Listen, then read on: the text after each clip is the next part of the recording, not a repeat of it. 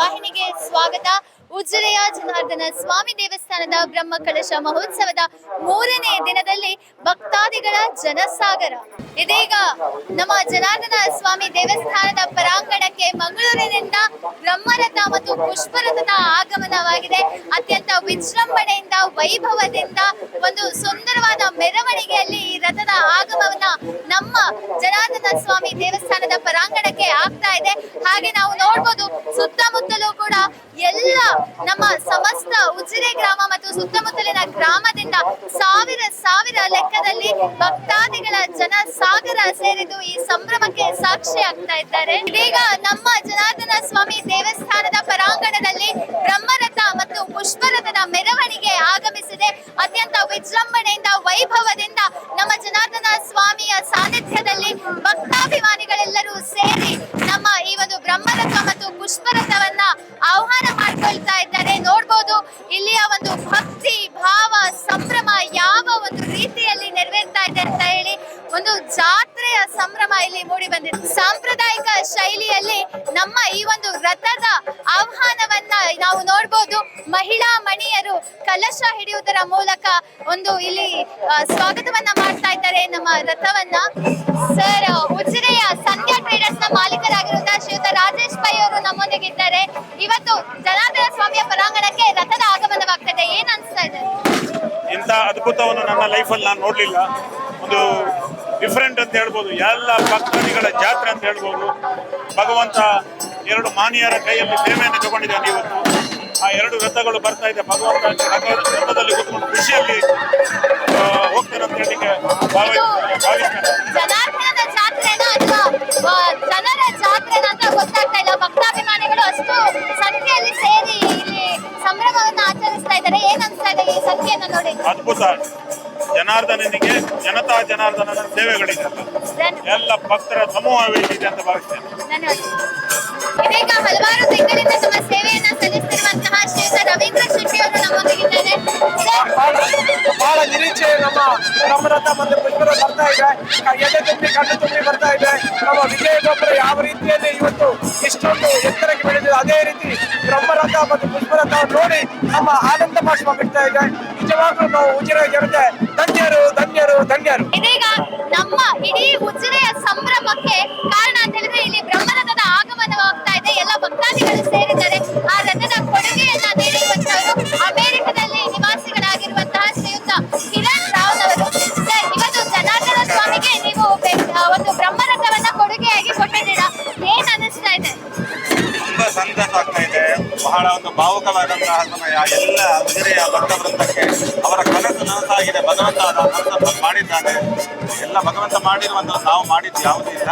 ಅದಕ್ಕೆ ಒಂದು ಅವಕಾಶ, ನಾವು ನಿಮಿತ್ತ ಮಾತ್ರ. ಭಗವಂತ ಕೊಟ್ಟಂತಹ ದುಡ್ಡು ಇದ್ರೆ ಸಾಲಲ್ಲ, ಕೊಡುವಂತ ಒಂದು ಮನೋಭಾವನೆ ಬರಬೇಕು. ಅಂತ ಒಂದು ಸುಂದರವಾದ ಮನೋಭಾವನೆ ನಿಮಗೆ ದೇವರು ಕರುಣಿಸಿದ್ದಾರೆ. ಇದ್ರ ಬಗ್ಗೆ ಏನ್ ಹೇಳ್ತೀರಾ?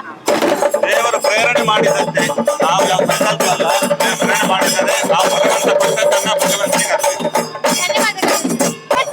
ಮಾಲೀಕರು ತಮ್ಮ ಸೇವೆಯನ್ನ ನಿರಂತರವಾಗಿ 1 ವರ್ಷದಿಂದ ಈ ಒಂದು ಜನಾರ್ದನ ಸ್ವಾಮಿ ಬ್ರಹ್ಮಕಲಶಕ್ಕೆ ನೀಡ್ತಾ ಬಂದಿದ್ದಾರೆ.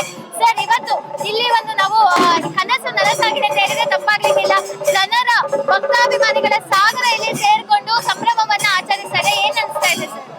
ಇವತ್ತಿನ ಈ ಸಂಭ್ರಮವನ್ನು ನೋಡಿ ಎಲ್ಲರೂ ಕುಣಿಯುವ ಒಂದು ಭಾವನೆ ಬಂದಿದೆ. ಸಭೆ ನೋಡಿದರೆ, ಈಗ ಜನಸಾಗರವನ್ನ ನೋಡಿದರೆ ಇದು ಕಣ್ಮನ ಸೆಳೆಯುತ್ತದೆ. ಇದು ನಾವು ಧನ್ಯರಾಗಿದ್ದೇವೆ. ಇಂಥ ಒಂದು ಪುಣ್ಯ ಕಾರ್ಯದಲ್ಲಿ ನಾವು ಭಾಗಿಯಾಗಿದ್ದೇವೆ ಎಂಬುದೇ ಒಂದು ಪುಣ್ಯ. ಸುಮಾರು ಎಷ್ಟು ಜನ ಇರ್ಬೋದಂತೆ ಏನಾದ್ರೂ ಅಂದಾಜಾಗಿ ಹೇಳ್ಬೋದಾ? ನನ್ನ ಲೆಕ್ಕದಲ್ಲಿ ಒಂದು 75,000ರಿಂದ 80,000 ಜನಸಂಖ್ಯೆ ಇರಬಹುದು ಎಂದು ನನ್ನ ಭಾವನೆ.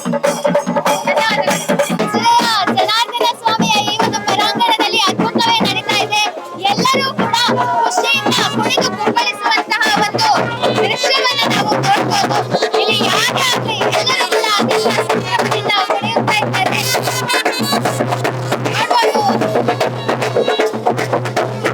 ಶಶಿಧರ್ ಶೆಟ್ಟಿ ಅವರು ಕೂಡ ಆಗಿರ್ಬೋದು, ರಾಜೇಶ್ ಪೈ ಅವರು ಅಥವಾ ನಮ್ಮ ಸಂಪೂರ್ಣ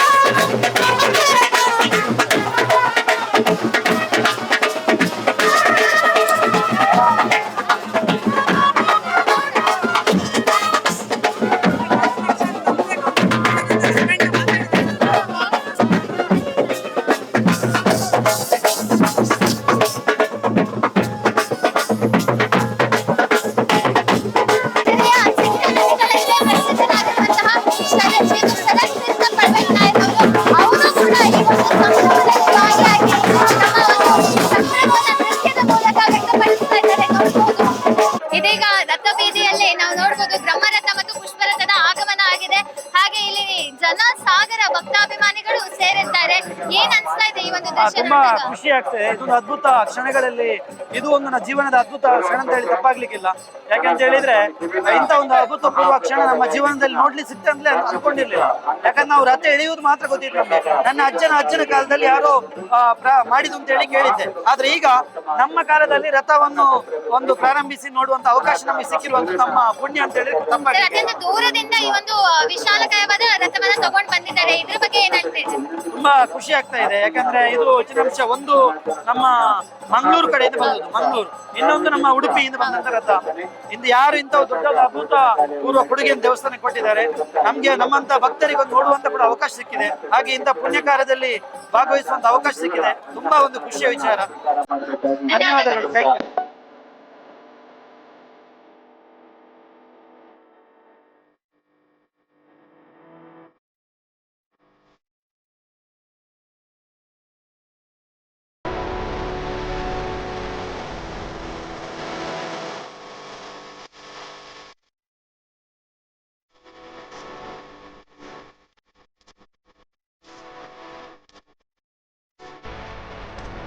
ವಾವ್ ವಾವ್ ವಾವ್, ಎಂಥ ವೆರೈಟಿ, ಎಷ್ಟು ಬ್ಯೂಟಿಫುಲ್ ಆಗಿದೆ ಡಿಸೈನ್ಸ್.